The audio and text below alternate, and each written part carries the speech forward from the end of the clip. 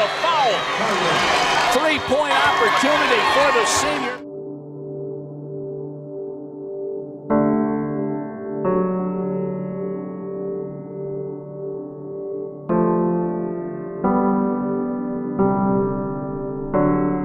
In years of coaching collegiate basketball, 16 years, I've never seen this. On March 12th, 64 D1 teams lost their chances at a national title. Jackson State's Tomekia Reed struggled to tell her players. I was choked up. I could barely talk to them because they just had this look on their faces like, but we worked so hard. You know, and my seniors were like, what are we going to do now? The NCAA tournament had never been canceled before. That's why it was so hard for William & Mary's Nyla Pollard to believe. You knew the facts about what was happening. We weren't having the tournament. But what do you say to a group of girls who were looking forward to finally getting the opportunity to prove themselves in the tournament, who now don't get the opportunity? That's it. You know, you'll never get to know how it ends. And I think that's the hardest part. For mid-major teams, schools who aren't a part of the Power 5 conferences, the road back to the NCAA tournament bracket is harder. While high major teams are losing some of college basketball's brightest stars to graduation, they've also got 88 of the top 100 recruits in the class of 2020 coming in to rebuild their rosters. Meanwhile, for mid-majors, five-star talent is tough to come by, let alone replace. Campbell University head coach Ronny Fisher knows that. He's losing the two stars that led his team's charge, Haley Barber and Kiana Spade. We had two seniors that were amazing.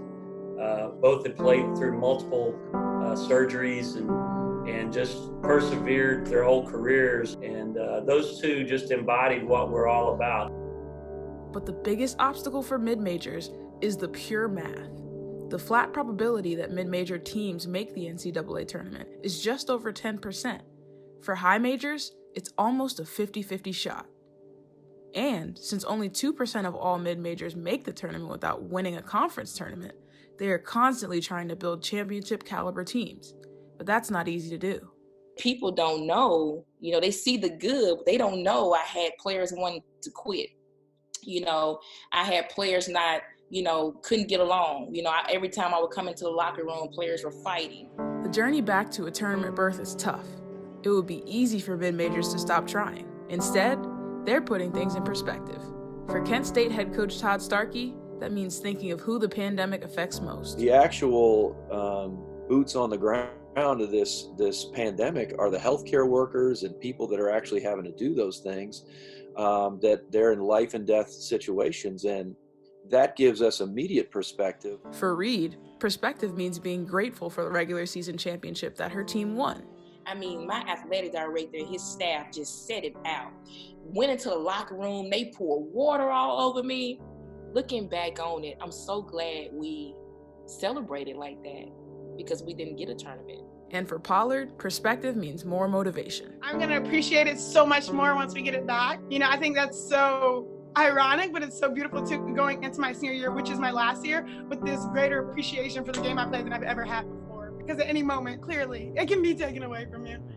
On March 12th, NCAA basketball teams had to decide how they would move forward. Everything was taken from you this year. How are you going to come back next year? So now you got to prove a bigger point. For mid-majors, teams well accustomed to unfavorable odds, the choice was simple: persevere. For Cronkite Sports, I'm Misha Jones.